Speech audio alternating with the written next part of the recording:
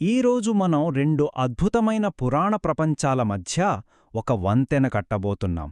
అవును, వేల సంవత్సరాల క్రితం విలసిల్లిన గ్రీస్ ఇంకా భారతదేశ నాగరికతల కథల్లోకి ఓ ప్రయాణం చేద్దాం రండి.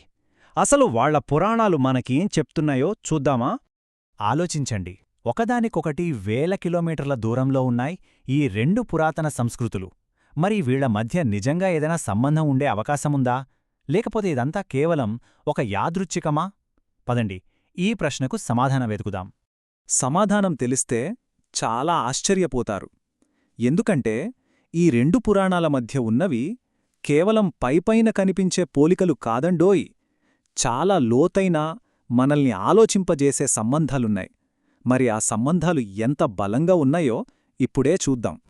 సరే, మన ప్రయాణాన్ని రెండు గొప్ప ఇతిహాసాలతో మొదలుపెడదాం. ఈ రెండూ కూడా ఆయా సంస్కృతులకు మూలస్తంభాలు లాంటివి. అవే గ్రీకుల ఇలియాడ్ మరియు మన రామాయణం. ఇక్కడ చాలా ఆశ్చర్యకరమైన విషయం ఏంటంటే, ఈ రెండు మహాయుద్ధాల వెనుకున్న ముఖ్య కారణం ఒకటే. ఏంటది? ఒక స్త్రీని అపహరణ నుండి కాపాడటం కోసం జరిగినవే ఈ యుద్ధాలు.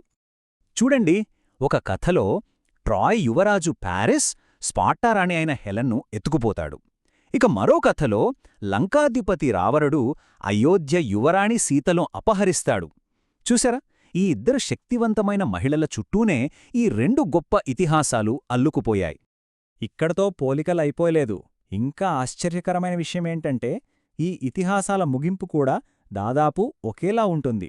రెండు కథల్లోనూ శత్రునగరాన్ని నాశనం చేస్తారు. ఇంకా అపహరణకు గురైన రాణి సురక్షితంగా తిరిగి వచ్చేస్తుంది. ఈ కథల నిర్మాణంలో ఉన్న ఈ అద్భుతమైన సారూప్యత గమనించదగ్గది. సరే, ఇప్పటిదాకా మన మానవ కథల గురించి చూశాం. ఇప్పుడు దైవిక ప్రపంచంలోకి అడుగుపెడదాం. స్వర్గాన్ని పాలించే దేవతల మధ్య ఏమైనా పోలికలున్నాయేమో పరిశీలిద్దాం. వామ్మో! గ్రీకు దేవతల రాజు జ్యూస్ ఇంకా మన వైదిక దేవతల రాజు ఇంద్రుడి మధ్య ఉన్న పోలికలు చూస్తే నిజంగా ఆశ్చర్యపోతాం. ఇద్దరూ వర్షానికి, ఉరుములకి అధిపతులే. ఇద్దరి ప్రధాన ఆయుధం పిడుగు లేదా వజ్రాయుధం. ఇద్దరూ ఉండేది పర్వత శిఖరాలపైనే. అంతటితో ఆగలేదు. అహల్యా ఇంద్రుడి కథలాగే జ్యూస్ కూడా భర్తల రూపంలో స్త్రీలను మోసం చేసిన కథలున్నాయి. అచ్చం మన పురాణాల్లోలాగే గ్రీకు పురాణాల్లో కూడా త్రిమూర్తుల కాన్సెప్ట్ ఉంది. గ్రీకు పురాణాల్లో అయితే జ్యూస్, హేడిస్, పోసిడాన్ వీళ్లు స్వర్గం, పాతాళం, సముద్రాలను పాలిస్తారు. ఇక మన భారతీయ పురాణాల్లో బ్రహ్మ, విష్ణు, మహేశ్వర్లు సృష్టి, స్థితి, లయలకు అధిపతులు. అంటే వాళ్ళ దైవ వ్యవస్థలో కూడా ఇలాంటి ఒక నిర్మాణం ఉందన్నమాట. దేవతల సంగతి చూశాం కదా, ఇప్పుడు మానవాతీత శక్తులున్న యోధుల ప్రపంచంలోకి వెళ్దాం. వాళ్ల కథల్లో ఏమేం పోలికలున్నాయో చూద్దాం. ఇది చూడండి, ఇది చాలా ఆసక్తికరమైన పోలిక. ఒక రాజు తన సొంత బిడ్డ చేతిలోనే నాశనమైపోతాడనే భవిష్యవాణి. ఈ కథ మనకు రెండు పురాణాలలోనూ కనిపిస్తుంది. గ్రీకు పురాణాల్లో క్రోనోస్, జ్యూస్ కథ, మన దగ్గర కంసుడు, కృష్ణుడి కథ. ఈ రెండు దాదాపు ఒకేలా సాగుతాయి. చూడండి, మొదటి స్టెప్ భవిష్యవాణి. రెండోది ఆ భవిష్యవాణి జరగకుండా ఉండేందుకు పుట్టిన పిల్లల్ని చంపేయడం. మూడోది ఎలాగోలా ఒక బిడ్డ ప్రాణాలతో బయటపడి రహస్యంగా పెరగడం. ఇక చివరిగా నాలుగో స్టెప్, ఆ బిడ్డ పెరిగి పెద్దయ్యాక తిరిగి వచ్చి ఆ దుష్ట పాలకుణ్ణి ఓడించడం. ఈ 4 దశల రెండు కథల్లోనూ అచ్చంగా సరిపోతాయి. ఇక ఇద్దరు గొప్ప యోధుల కథలు చూద్దాం. గ్రీకుల ఎకిలెస్, మన కర్ణుడు. ఇక్కడ కూడా అద్భుతమైన పోలికలున్నాయి. ఇద్దరూ దైవ సంతానమే. ఇద్దరికీ పుట్టుకతోనే ఒక అభేద్యమైన రక్షణ కవచముంది. ఎకిలెస్ జీవితంలో స్టిక్స్ నదికి ప్రాధాన్యత ఉంటే, కర్ణుడి జీవితం కూడా నదితోనే మొదలవుతుంది.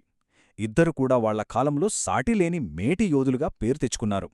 ఆగండి, ఈ పోలికల జాబితా ఇంకా అయిపోలేదు. ఈ రెండు పురాణాల్లో ఇంకా చాలా చాలా ఆశ్చర్యకరమైన సారూప్యతలున్నాయి. వాటినిప్పుడు చకచకా చూసేద్దాం. గ్రీకుల హెర్మెస్, మన నారదుడు. ఇద్దరూ దైవిక సందేశకులే. వీళ్లు కేవలం మెసేజ్లు పాస్ చేయడమే కాదు, తమ మాటలతో కథ గమనాన్నే మార్చేగలరు. గ్రీకుల పాతాళలోక అధిపతి హేడీస్ అయితే మనకు యముడు. ఇద్దరూ కూడా చనిపోయినవారి పాప పుణ్యాలను లెక్కించి తీర్పు చెప్పే న్యాయమూర్తులు. ప్రేమకు అధిపతుల సంగతి చూస్తే అక్కడ క్యూపిడ్, ఇక్కడ కామదేవుడు. ఇద్దరూ తమ బాణాలతో హృదయాల్లో ప్రేమను పుట్టిస్తారు. ఇక ఇది చూడండి, హెరాకిల్స్ హైడ్రా అనే అనేక తలల సర్పంతో పోరాడుతాడు. అచ్చం మన శ్రీకృష్ణుడు కాళీయసర్పాన్ని మర్దించినట్టే. ఆ రెండు చిత్రాలను పక్కపక్కనే పెడితే ఆ పోరాట భంగిమ, ఆ శక్తి ప్రదర్శన దాదాపు ఒకేలా కనిపిస్తాయి. ఈ జాబితా అంతులేనిదిగా అనిపిస్తోంది. చూడండి, సముద్రాలకి అక్కడ పొసిడాన్, ఇక్కడ వరుణుడు. శిల్పకళకి హెఫెస్టస్, విశ్వకర్మ. యుద్ధానికి ఏరిస్, స్కందుడు. జ్ఞానానికి ఎథీనా, సరస్వతి. చివరికి ఆకాశంలో నక్షత్రాలు కూడా. అక్కడ ప్లీయాడస్ అయితే ఇక్కడ సప్తర్షులు. అందుకే ఈ మూల గ్రంథంలో చెప్పినట్లుగా భారతదేశం, గ్రీస్ రెండూ గొప్ప నాగరికతలే.